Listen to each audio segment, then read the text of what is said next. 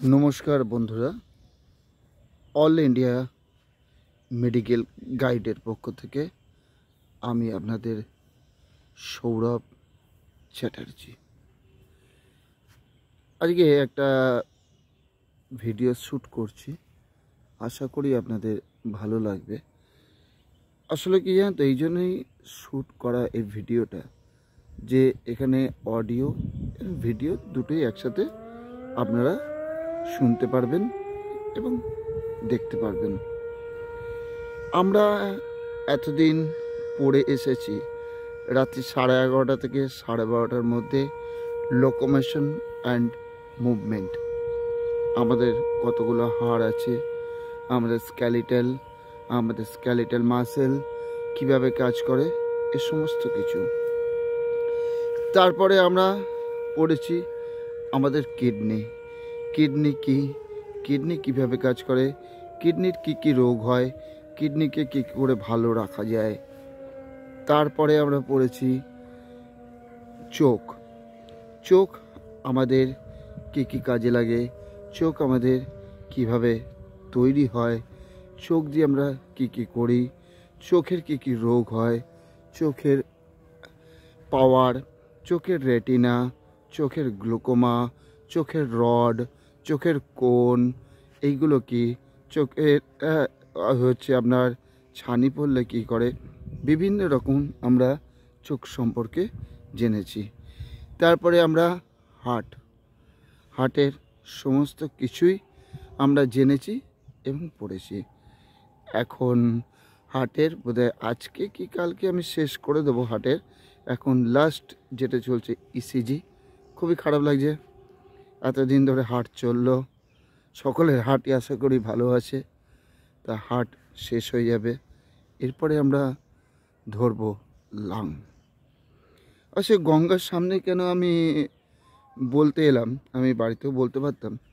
আসলে কী জানেন তো, আদি অনন্তকাল ধরে আমাদের হিন্দু শাস্ত্র মতে আমাদের যখন মৃত্যু হয়, আমাদের যখন পোড়ানো হয় মানব দেহকে, আমাদের যে নাভিটা থাকে, সেই নাভিটাকে গঙ্গায় ভাসিয়ে দেওয়া হয়। আদি অনন্তকাল ধরে হিন্দু শাস্ত্র মতে এটা হয়ে চলেছে। অনেকে আবার বলে অস্থিকে ভাসায়, একই রকম ছাইকে ভাসিয়ে দেওয়া হয়। তা কেউ হরিদ্বারে ভাসায়, কেউ বেনারসে ভাসায়, কেউ কলকাতায় ভাসায়, কেউ কারোর বাড়ির আশেপাশে যে গঙ্গা আছে সেখানে ভাসায়। মোটামুটি সবাই কিন্তু ভাসিয়ে দেয়, কিন্তু এটা বড় কথা না।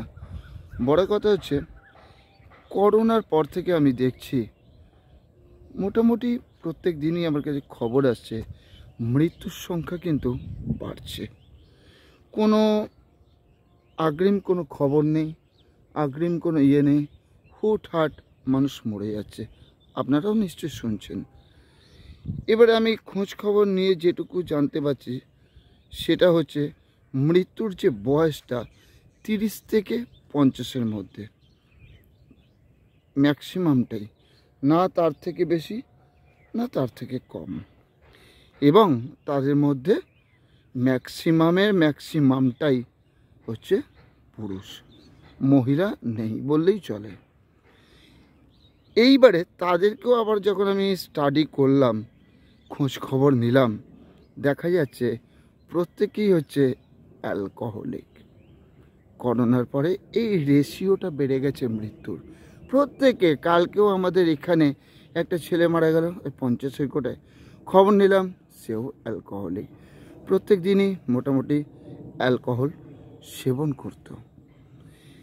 এবং আমাকে অনেকেই প্রশ্ন করে যে সৌরভদা, মদ খাবো, অ্যালকোহল সেবন করব, কি বলি? তার পক্ষে বললে সে বলে বাহ সৌরভদা খুব ভালো বলেছ, তার বিপক্ষে বললে সে মনে কষ্ট পাবে। শুধু আমি না, প্রত্যেক ডাক্তারকেই অনেকেই প্রশ্নটা করেন, ডাক্তারবাবু একটু খাবো, একবার, হ্যাঁ, এই প্রশ্নটা রাখে। দেখুন, আমি খেতেও বলবো না, আমি কাউকে বলবো না খাবেন না। মোটামুটি এখন একটা 750 মানে 750 ml একটা ভালো ব্র্যান্ডের দাম মদ হচ্ছে মোটামুটি 1000 টাকা। তা আপনি 1000 টাকা দিয়ে যখন মদ খেতে পাচ্ছেন, তাহলে আপনাকে একটু 2000 টাকা খরচা করে, মানে বাজেটটা 3000 টাকার মধ্যে রেখে একটু আপনাকে মেডিকেল কিছু টেস্ট করিয়ে নিতে হবে।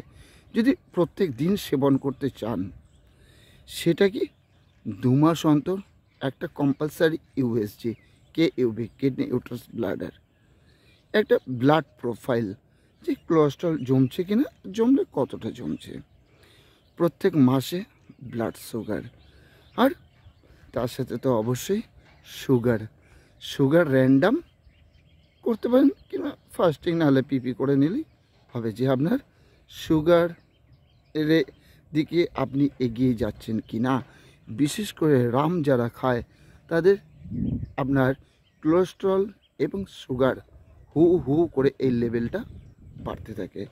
আপনি খান, ক্ষতি নেই, কিন্তু প্রতি মাসে অবশ্যই নিয়ম করে ব্লাড প্রেশার চেক করতে হবে, এবং আপনার সুগার লেভেল প্রত্যেক মাসে চেক করতে হবে, এবং 2 মাস অন্তর আপনার টোটাল ব্লাড প্রোফাইল এবং ইউএসজি আপনাকে করতে হবে।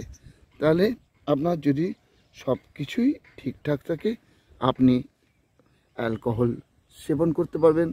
আর যদি সব কিছুই মোটামুটি অ্যাবনর্মাল থাকে, তাহলে জানি না, এই যে হু হু করে মৃত্যুর সংখ্যা বাড়ছে আফটার করোনার পরে, তারপরে হয়তো ঘুমের মধ্যে আপনারা হয়তো খবর পাবো যে ভদ্রলোক আজকে আর নেই, এই ছেলেটা আহা চলে গেল। তাই আমি কাউকে খেতেও বলবো না, আমি কাউকে ছাড়তেও বলবো না, অনুরোধ করব এই নিয়মগুলো যদি মেনে চলেন, তাহলে আপনার কোনো বিপদ নেই, আপনি সেবন করুন।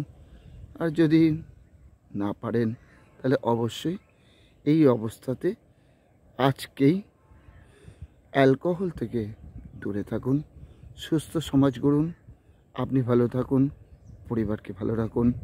নমস্কার। সেই জন্য গঙ্গার ধারে শ্যুট করলাম, তাকে মানুষের মৃত্যুর পর মানুষের নাভি, মানুষের অস্থি আমাদের গঙ্গাতেই বিসর্জন দেওয়া হয়। প্রত্যেকে ভালো থাকুন। হার্ট আজ নাহলে কালকে হয়তো শেষ হয়ে যাবে। এরপরে আমরা ধরবো লাং, পালমোনারি লাংয়ের ওপরে আমাদের প্রত্যেকের অনেক কিছু জানার আছে। আমরা প্রত্যেকে আজকের দুনিয়ায়, আজকের পৃথিবীতে ইনহেলারের পেশেন্ট। আগে দেখা যেত বয়স্ককালে মানুষ ইনহেলার নিত, আর এখন দেখা যায় জন্মের পর থেকেই তার ইনহেলারের প্রয়োজন পড়ে। নমস্কার বন্ধুরা, ভালো থাকবেন।